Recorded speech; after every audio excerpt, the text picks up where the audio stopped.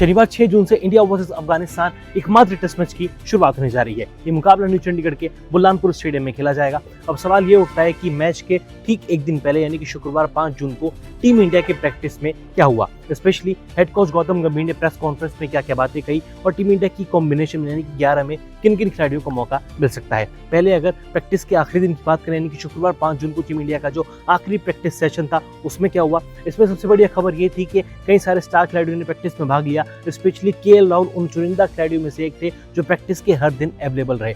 2 जून को team India Burhanpur पहुंची थी, तब से लगातार पसीना बहा रही है। भीषण गर्मी के बावजूद भी भारतीय खिलाड़ियों ने ट्रेनिंग सेशन को स्किप नहीं किया। हालांकि 5 जून को हुए प्रैक्टिस में कई सारे खिलाड़ी हिस्सा लेते हुए नजर नहीं आए, लेकिन केएल राहुल ने आज के दिन भी प्रैक्टिस में भाग लिया, बल्लेबाजी का अभ्यास किया, फील्डिंग सेशन में पार्टिसिपेट किया, फील्डिंग में अपनी काम करते हुए नजर आए और जिस तरीके से उन्होंने ट्रेनिंग किया बल्लेबाजी में, ये दिखाता है कि केएल राहुल एक नए चैलेंज के लिए पूरी तरीके से तैयार है। केएल राहुल अफगानिस्तान सीरीज से एक नई जिम्मेदारी में नजर आएंगे। उनको टेस्ट टीम का नया उप कप्तान नियुक्त किया गया है। हम सभी ने देखा साल 2025 में उन्होंने जिस तरीके से शानदार परफॉर्मेंस किया था, चाहे इंग्लैंड टूर की बात कर लीजिए या फिर होम में जो वेस्टइंडीज के खिलाफ सीरीज खेली गई थी, वहां पर भी उनके बल्ले से शतक की पारी देखने को मिली थी। यानी कि अफगानिस्तान टेस्ट सीरीज के लिए भी केएल राहुल पूरी तरीके से तैयार है। पिछले साल की बात करें तो पिछले साल 10 टेस्ट मैच की 19 पारियों में केएल राहुल के बल्ले से 45 से अधिक की एवरेज के साथ 813 रन देखने को मिले थे, जिसमें 3 शतक शामिल थे।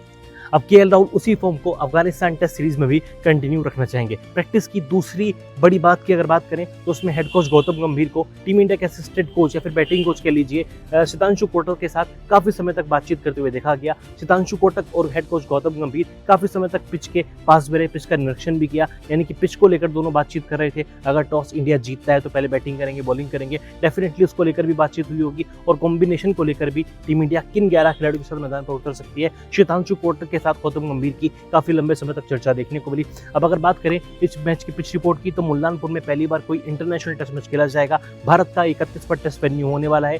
रिपोर्ट्स में माना जा रहा है कि यहाँ का विकेट गेंदबाजों के लिए और बल्लेबाजों के लिए दोनों के लिए फायदेमंद साबित होगा। काफी संतुलित विकेट देखने को मिलेगा। स्टार्टिंग में तेज गेंदबाजों को मदद मिलेगी, लेकिन जैसे जैसे मुकाबला आगे बढ़ेगा स्पिनर्स हावी होते हुए नजर आएंगे। बाकी आप पूरी पिच रिपोर्ट स्पोर्ट्स नाउ के पेज पर जाकर देख सकते हैं। Pitch report India versus Afghanistan match के लिए अपलोड हो चुकी है। साथ ही जो दिन की सबसे बड़ी बात थी वो ये थी कोच गौतम गंभीर की प्रेस कॉन्फ्रेंस। गौतम गंभीर प्रेस कॉन्फ्रेंस के लिए पहुंचे और प्रेस कॉन्फ्रेंस में उन्होंने हिंट दिया कि नंबर 3 पर पडिक्कल नहीं बल्कि साई सुदर्शन को ही मौका दिया जाएगा। उन्होंने साफ तौर पर कहा कि सुदर्शन ने भले ही अच्छा परफॉर्मेंस नहीं किया अभी तक 6 टेस्ट मैचों की 11 पारियों में, सिर्फ 250 प्लस स्कोर उनके बल्ले से देखने को मिले, लेकिन गौतम गंभीर ने साफ कह दिया कि सुदर्शन पर भरोसा करना पड़ेगा, उनको एक लंबा चांस देना पड़ेगा। यानी कि अफगानिस्तान के खिलाफ नंबर 3 पर सुदर्शन ही खेलेंगे। साथ ही उन्होंने ऋषभ पंत को भी एक वार्निंग दी है। ऋषभ पंत को उन्होंने कहा है कि आपको अपने नेचुरल क्रिकेट में थोड़ा बदलाव लाना पड़ेगा, क्योंकि टेस्ट क्रिकेट की डिमांड के अकॉर्डिंग आपको बल्लेबाजी करनी पड़ेगी। आप हर समय वो फियरलेस क्रिकेट नहीं खेल सकते। इंग्लैंड सीरीज में उन्होंने देखा था कई बार उनके कुछ शॉट्स टीम इंडिया के ऊपर भारी पड़े थे, वो अपना विकेट गवा बैठे थे